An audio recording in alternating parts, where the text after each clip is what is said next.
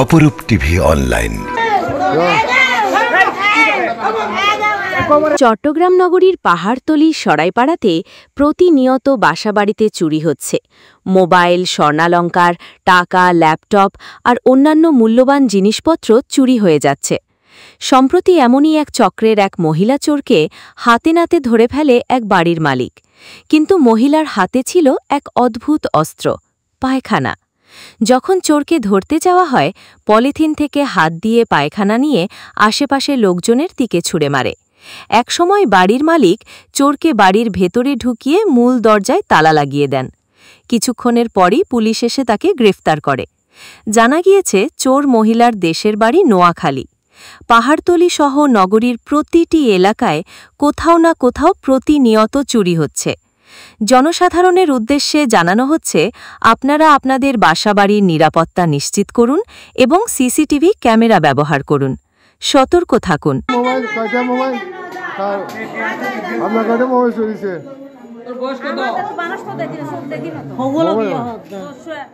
এক ঘর থেকে কয়দিন আগে ঘটনা?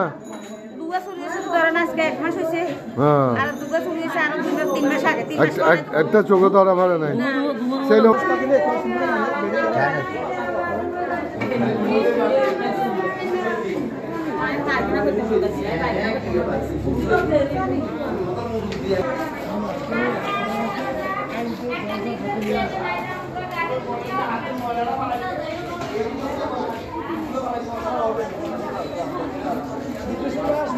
আপনি ছবি দেন না?